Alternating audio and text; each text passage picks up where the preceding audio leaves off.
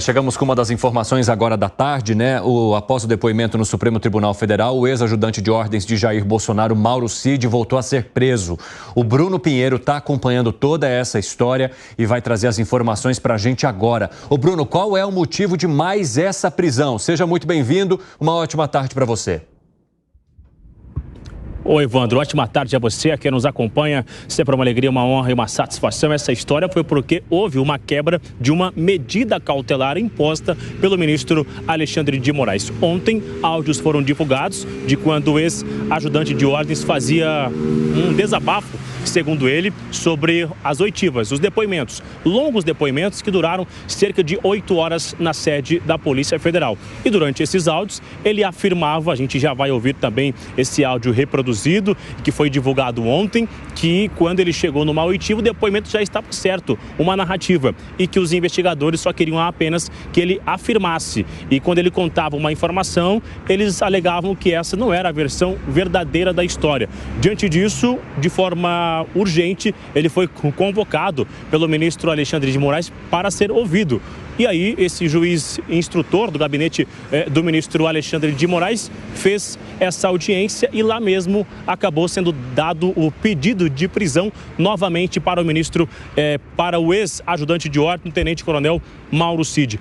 Antes da gente ouvir o áudio, eu confirmei uma informação que já foi dada por um outro veículo. Eu confirmei com uma fonte agora ligada ao Supremo Tribunal Federal, que quando o ex-ajudante de ordens recebe novamente essa voz de prisão, após a audiência, ele ficou até mal, teve um mal-estar e foi necessário alguns socorristas do STF atendê-lo naquele momento. Um socorro imediato, Cid foi restabelecido e na sequência ele entra no veículo numa viatura e chega até aqui onde nós estamos, que é na sede da Polícia Federal. Aqui fica o Instituto Médico Legal, ou melhor, a Superintendência da Polícia Federal. Na imagem do nosso repórter cinematográfico Ricardo Vieira, a gente observa então aqui essa movimentação e aguarda a saída. Evandro, o que vai acontecer quando o Cid finalizar todo esse procedimento aqui no Instituto Médico Legal, ele será levado para uma unidade do Exército, na mesma cela, no mesmo local, que é o setor militar urbano, onde ele já esteve. Conversei agora há pouco, alguns minutos, com uma fonte do Exército que me confirmou uma correria já no Exército organizando esta cela. Uma cela de aproximadamente 20 metros quadrados, onde Cid já vai ficar na noite de hoje. Então, essa é a informação de momento e confirmada. Cid está aqui, então, na Superintendência da Polícia Federal, realizando esse exame de corpo, Instituto Médico Legal, corpo de delito, e na sequência segue para uma unidade do Exército. Agora vamos ouvir o que levou o depoimento de Cid hoje. O áudio divulgado, ele contando como aconteceu o depoimento na Polícia Federal. Eles já estão com a narrativa pronta. Eles não queriam saber a verdade. Ele até falou, vacina, por exemplo, você vai ser indiciado por 9 negócios de vacina, 9 tentativas de falsificação de vacina, vai ser indiciado por associação criminosa e mais um termo lá. Ele falou assim, só essa brincadeira são 30 anos para você. Pelo que eu sentia. Eles já estão com a narrativa pronta deles, é só fechar e eles querem o máximo possível de gente para confirmar a narrativa deles.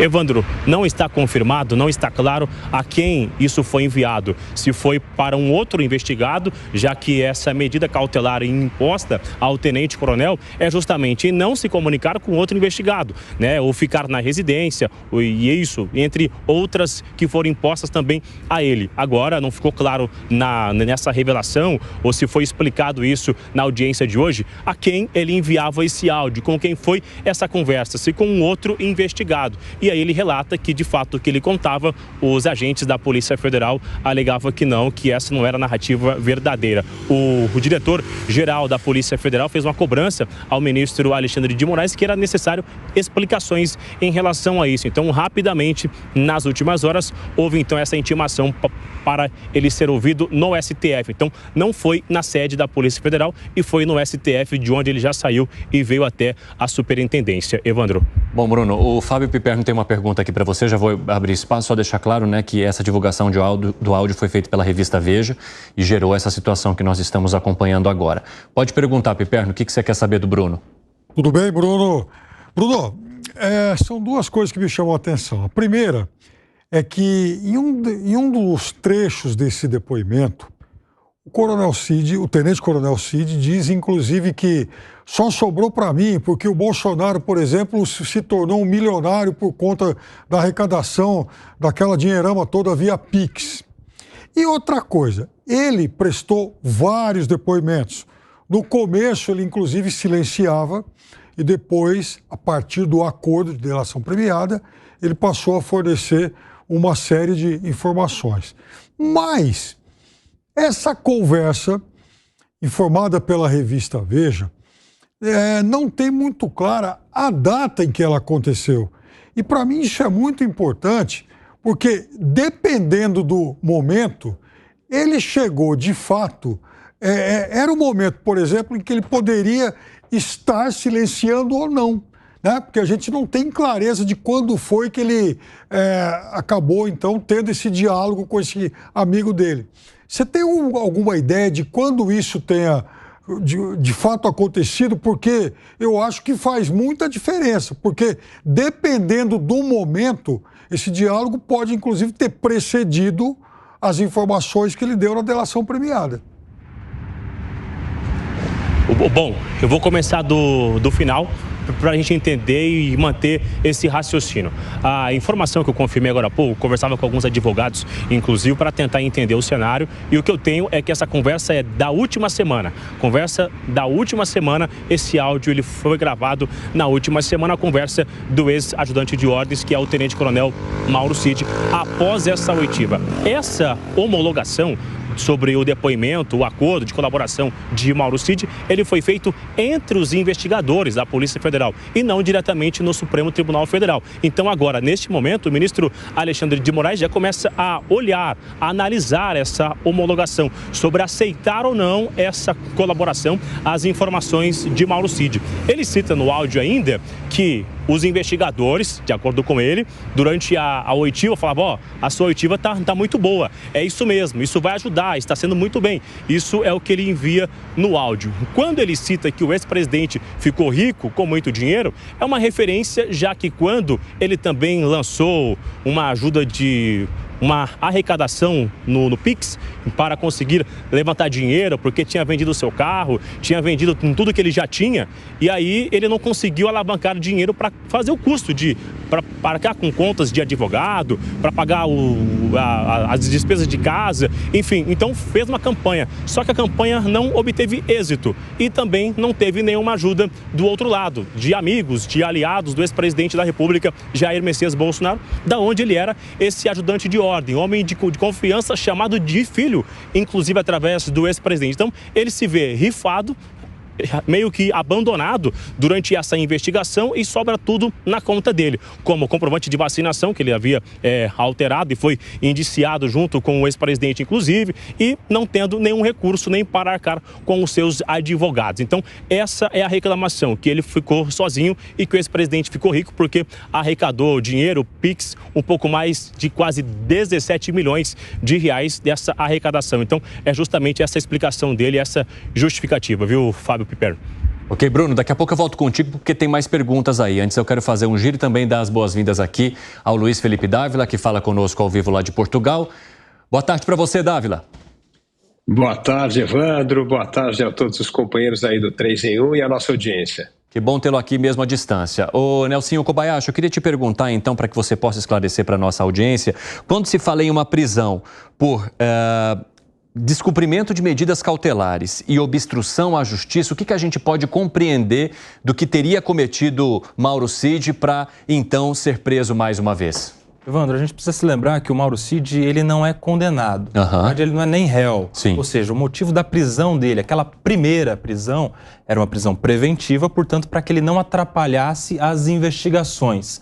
No decorrer dessa prisão é que houve uma delação premiada e ele conseguiu uma liberdade provisória. Só que isso tem preço, que é o quê? Cumprir algumas medidas, algumas regrinhas. Entendi. A gente não sabe exatamente no caso dele quais são essas medidas cautelares, mas em geral não se comunicar com outros investigados, não estar em locais públicos em determinados horários, não revelar fatos relacionados à investigação, ou seja, seus depoimentos. Quer dizer, o vazamento de um áudio, por exemplo, já poderia comprometê-lo. Essas são possibilidades, a gente não sabe se isso de fato está no caso dele, mas é o que se imagina até por conta dessa nova prisão. Ou seja, em algum momento, quando esses áudios são revelados na imprensa e a justiça chama o Mauro Cid para prestar esclarecimentos a respeito destas informações e ele sai preso por descumprir medidas cautelares, a conexão lógica que a gente faz é, talvez ele tinha uma medida cautelar e uma dessas medidas cautelares era não revelar fatos da investigação, seus depoimentos ou se comunicar com outras pessoas. Então, a interpretação que eu, pelo menos, faço, lembrando que a gente não sabe os detalhes em específico deste caso, é que talvez ele tenha cumprido uma dessas medidas e aí aquela liberdade provisória teve as suas regras descumpridas, ele volta ao status anterior, que era de preso preventivamente para não atrapalhar as investigações. Interessante, Nelsinho. Agora, Luiz Felipe Dávila, que tipo de consequência política que isso traz para esse momento da história e para as verificações que são feitas ao entorno ali do ex-presidente Jair Bolsonaro, no teu ponto de vista? Bom, antes de discutir a competência política, é bom a gente falar da competência do Estado democrático de direito. Porque quantas vezes eu falo no 3 em 1 que nós não podemos ter narrativas preenchidas com os fatos. A gente tem que olhar os fatos e não narrativa que vai em busca de fato. Isso é uma violação do Estado democrático de direito. Não pode ter história pronta, dos dois lados. Agora, por isso que eu entendo que nós precisamos focar nos fatos, porque esta história de narrativa salvacionista é o que levou o Brasil a essa crise. E veja só que coisa interessante, né, Evandro? Tudo aquilo que o Supremo condenou da Lava Jato, que era abusado, uso do poder, a coisa midiática, tal, está se repetindo nesses casos, o que é um absurdo total. E nós estamos falando de algo gravíssimo, acusações gravíssimas que o Brasil precisa saber. Veja só como é grave um presidente, ex-presidente da República, que pede para um auxiliar falsificar a sua carteira de vacinação, pede para o presidente do partido apoiar a ideia de não confiança no sistema eleitoral. Os fatos em si já são gravíssimos. Agora, essa história de narrativa montada e tentar preencher com os fatos, isso é absolutamente contrário ao Estado democrático de direito, às liberdades individuais. Então nós estamos, de novo, cometendo os equívocos, aqueles que o próprio Supremo reconheceu como foram exagerados ou errados no passado. Então, eu estou muito preocupado como vem sendo conduzida essas investigações neste jeito, misturando narrativa com fatos. Isto não é bom para a democracia, isto não é bom para a política e, evidentemente, isto não é bom para restabelecer a confiança nas instituições. Ô Fábio Piperno, você acha que está havendo uma mistura de narrativas com fatos nessa história que apura o entorno de Jair Bolsonaro e também, né, os métodos do próprio ex-presidente da República? Veja, a gente está diante, se o país esteve diante de, enfim, de uma quadrilha golpista, de uma quadrilha que tramou um golpe, felizmente não bem sucedido. Né? O tenente-coronel Cid, ele era alguém da cozinha do presidente da República. E, obviamente, como todos esses outros personagens, ele é alguém absolutamente desprovido de caráter.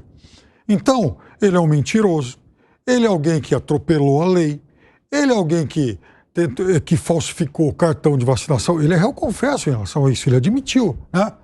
Agora, é evidente também que agora, numa situação de absoluto desespero e se sentindo abandonado, ele tenta exatamente jogar mais lenha nessa história toda, atrair pessoas muito mais graduadas aí para essa situação de desespero, para poder, inclusive, dividir também essas responsabilidades, e até porque muito do que ele falou já foi, inclusive, confirmado por pessoas de patente de importância muito superior a dele, como, por exemplo, os chefes militares. Agora, as investigações, elas também têm que ter total tranquilidade para evitar qualquer tipo de assodamento.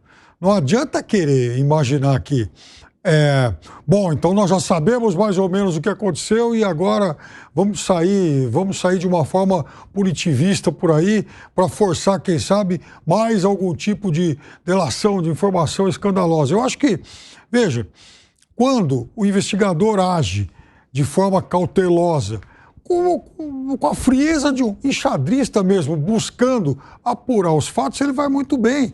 E é assim que, por exemplo, que conseguiu depoimentos dos chefões militares. Agora, não adianta também tentar querer encaixar um personagem, um fato no outro. De qualquer forma, no caso do Tenente Coronel Cid, me parece muito mais um relato de alguém que está desesperado e que se sente abandonado por toda essa quadrilha de bandidos golpistas. E aí, Gani, que análise você faz? Bom, primeiro, toda essa investigação em relação ao Tenente Coronel Cid, ao meu ver, ela já começa com erros. Primeiro erro, eu vejo que a prisão preventiva, ela ocorre de maneira exagerada. Eu não sei se o Koba aqui concorda comigo, com uma visão mais técnico-jurídica, mas me parece que há um exagero. Segundo ponto, e aí sim eu acho pior ainda, é que ele entra nos inquéritos da milícia digital e é justamente para o caso ir para o Supremo Tribunal Federal.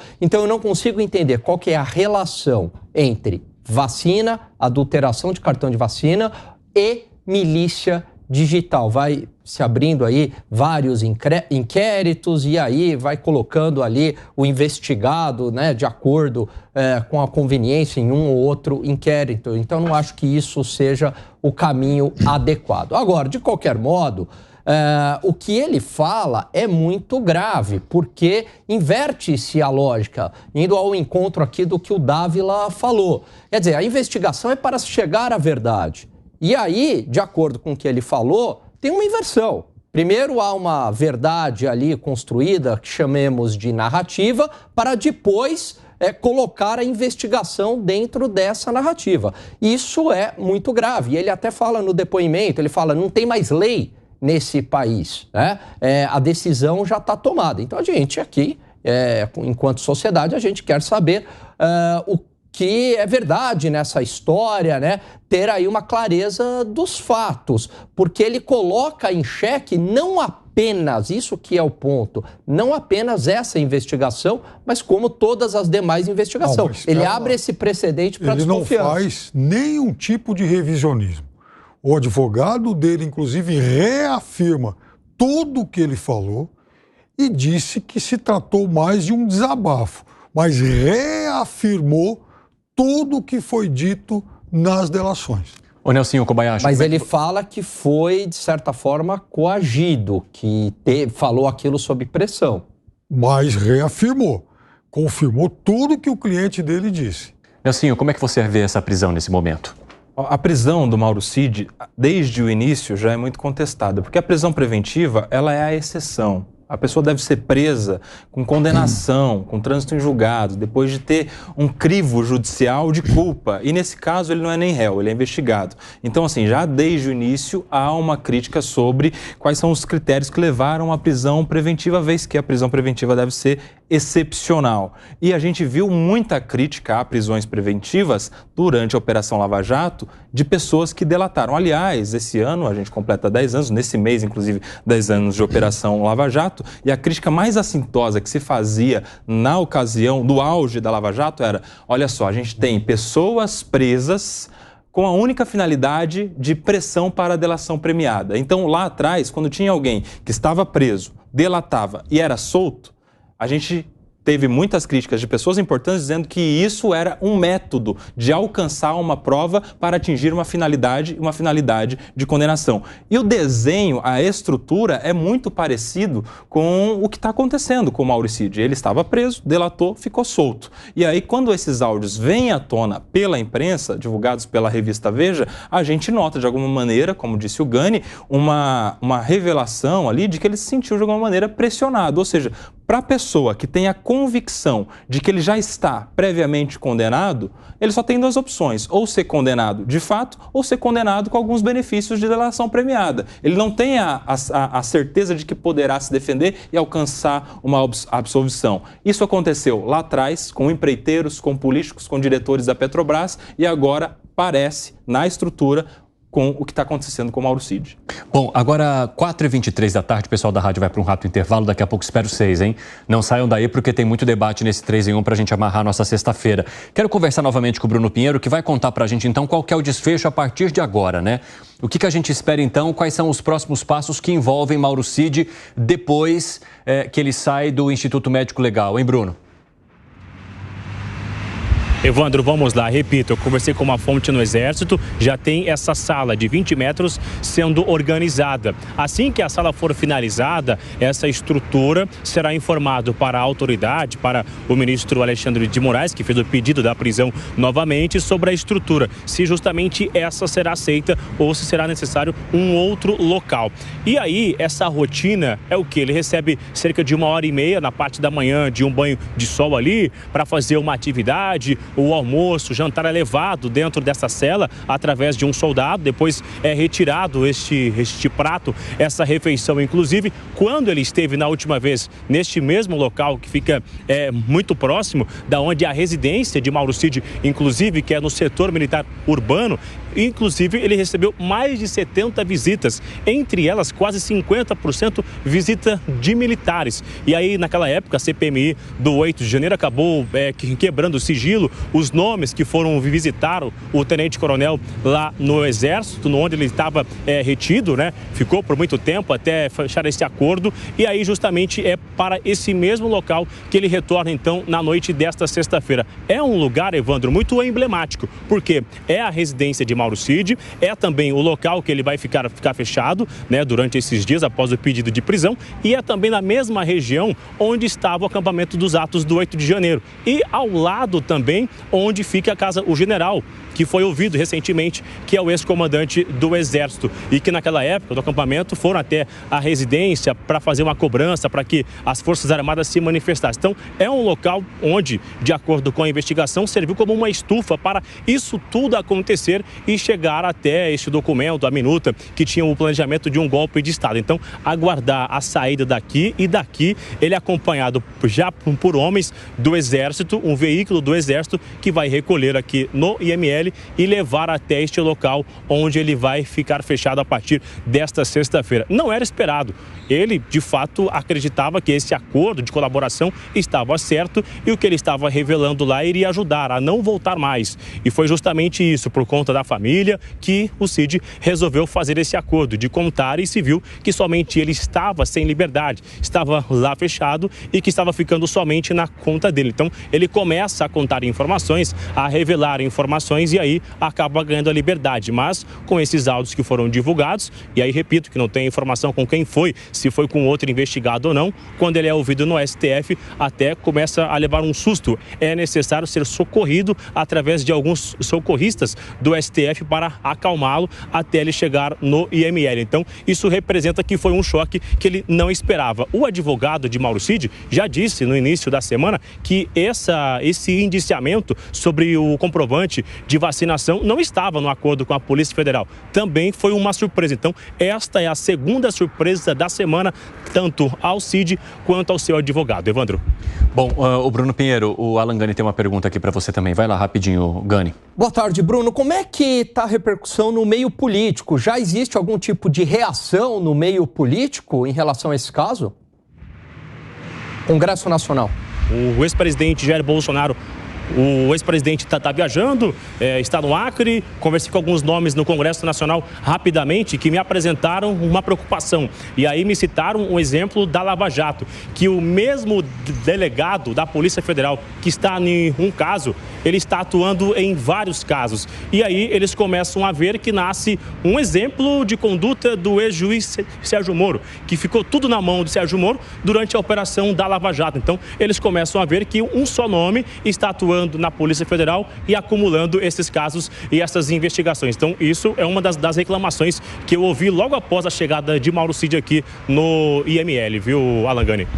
Opa, legal. Bruno Pinheiro, quero entender de vocês, então, sobre repercussão política agora. O que a gente pode esperar, tanto de parlamentares que são mais alinhados também ao ex-presidente Jair Bolsonaro, já que tudo isso está ao redor dele, e também de próprios integrantes do governo que estava no poder anteriormente, hein, Alan Gani, já que foi você que fez essa pergunta. Eu acho que possivelmente a gente vai ter algumas reações na tribuna, em plenário, alguns discursos duríssimos contra a condução de todo esse processo no Supremo Tribunal Federal. Vai aumentar todo o argumento de que existe um estado de perseguição política no Brasil, principalmente a conservadores, a Jair Bolsonaro e todo o seu entorno, e talvez tenha algum tipo de ação, algum projeto de lei, alguma PEC, né, limitando de alguma forma atuações aí de algumas instituições de Estado. A ver o que vai acontecer. E aí, Nelsinho? Eu acho que a oposição, principalmente, vai se agarrar nesses áudios do Mauro Cid para alimentar ainda mais o discurso de que o ex-presidente é um perseguido político. Até porque, se esses áudios forem levados a efeito com a convicção de que houve uma coação, aquela delação não valeu, ela se torna nula e tudo que vem a partir da delação, por consequência, também está fora do jogo. Ou seja, se a delação é que gerou os depoimentos dos oficiais, se a delação é que gerou os depoimentos dos outros investigados, se a delação não existir mais, porque o áudio do Mauro Cid revela uma coação, tudo que vem depois também desmorona, né? Como uma pilha de dominó. Sim. Uma coisa não vale, a outra logo não vale, e a pessoa do Bolsonaro, nesse caso, seria beneficiada por uma eventual coação no âmbito da delação premiada. Eu acredito que a oposição vai se abraçar com esses áudios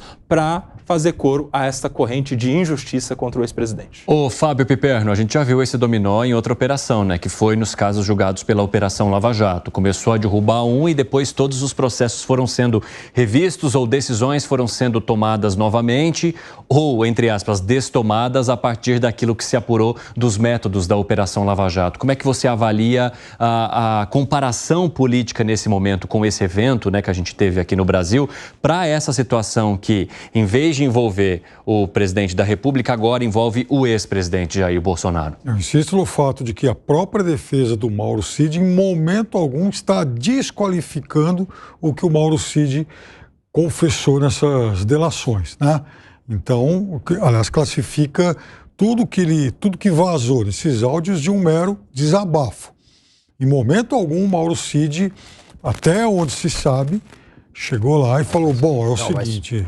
Perno, ele fala que teve um contexto que ele fala sobre pressão, sobre ele tem, então, mas tem um detalhe. É uma conversa informal com alguém que não se sabe quem é, em que ele teria dito isso. Mas em momento algum ele de fato diz a defesa dele, e hoje, muito provavelmente, ele não vai. E quando ele fala que a decisão já está tomada e só assim... Uma conversa informal com um amigo. Mas tem um detalhe, Piperno. Tudo que o Mauro Cid disse pode ser de fato verdade, até porque depois nós tivemos depoimentos de pessoas que não são nem investigadas e que confirmaram. O fato é, ainda que ele estivesse dizendo a verdade na delação premiada, se ele estivesse numa condição de coação, ou seja, sem ter a plena liberdade de escolher aquela atitude de delatar, se ele não tinha naquela ocasião a certeza de que ele poderia ser julgado e alcançar uma absolvição no final das contas, se ele tinha a certeza de que ele já estava pré-condenado e deu a sua delação nesta condição, a delação, ainda que tudo seja verdade, se torna nula. E aí é uma questão procedimental que coloca por água abaixo tudo o que aconteceu a partir da delação. Então não é nem dizer que o Mauro Cid mentiu na delação. Não, pode ser tudo verdade, até porque depois tivemos pessoas que confirmaram as suas alegações. Mas se na condição de delator ele estava pressionado, coagido, a delação é nula. E é muito difícil realmente se cancelar uma delação dele feita após uma negociação com o STF, até porque quem é que teria o poder para cancelar esse negócio? Só para fechar esse tema, Evandro, só tem um detalhe. O Mauro Cid, ele também deve ter condições de provar que estava coagido. Também a simples palavra dele de que estava coagido, jogada ao vento, não serve para nada. E uma outra dúvida, Nelsinho, isso pode derrubar o acordo de delação dele? Se ele tiver condições de provar a coação, sim. Eu acredito que esse seja o ponto, né? Será que ele prova uma coação? Como ele comprovaria esta coação? Até por isso é que a defesa, nem do Mauro Cid, mas de outras pessoas envolvidas, estão pedindo acesso à gravação da delação premiada dele para conferir ali no áudio e vídeo se tem algum sinal de coação.